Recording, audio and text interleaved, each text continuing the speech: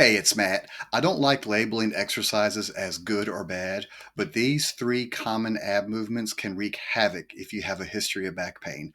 I know because I used to make the same mistake. That's why I'm going to show you two alternatives instead that replace all those exercises. First, let's talk about forward flexion movements. These are your classic ab exercises where you flex your spine forward while rounding your low back. You'll see these all the time in the gym. This includes sit ups and all of their variations. Even if they don't hurt in the moment, they can cause wear and tear on your discs over time. I'll explain why in a second. Abdominal crunches and all their variations.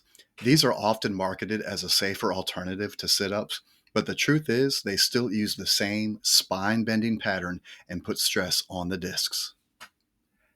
And then there are the weighted ab crunch machines. These are actually worse because now you're adding heavy compressive load on top of the bending. That's a recipe for problems. So here's the problem with that.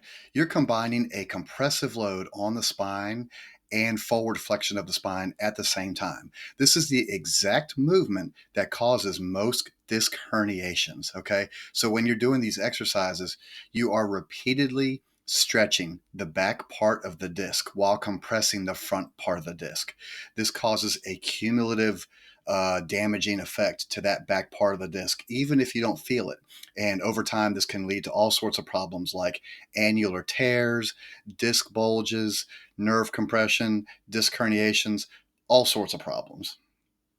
Real quick, if you'd like to start learning how to avoid these kind of movements in your daily life, I've put together a free mini course with 4 essential back saving techniques. It's a great starting point, and you can find a link in the description below.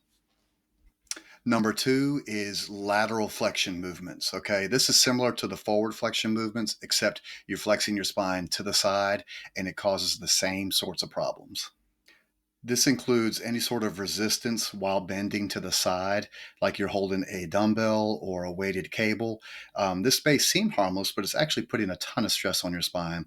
By the way, if you're finding this video helpful, please like and subscribe so I know to keep making more videos like this. Here's why these aren't worth it. Once again, you're putting a compressive load on the spine while bending at the same time, except this time you're bending to the side.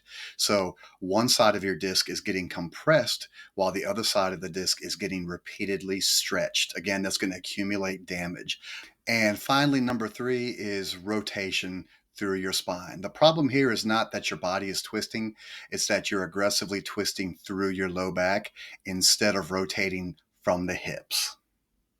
This includes ab rotation moves with a ball or with the weight. And frankly, these are a disaster for your low back. And also, while they're not as common anymore, some gyms still have those old ab rotation machines, which are just not a good idea. So here's the problem with these. You're combining a compressive load on your spine with forward flexion of your spine at the same time as rotating your spine. Okay. That's actually terrible for your spine. And so this is one that you really want to avoid.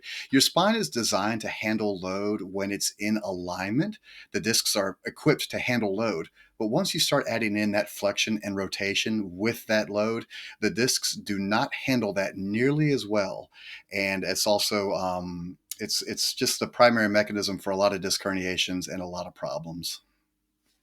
And now, as promised, here are two spine safe exercises that can replace all these riskier ones. The first one is primarily for the muscles on the front of your stomach. My go to exercise is the ab rollout.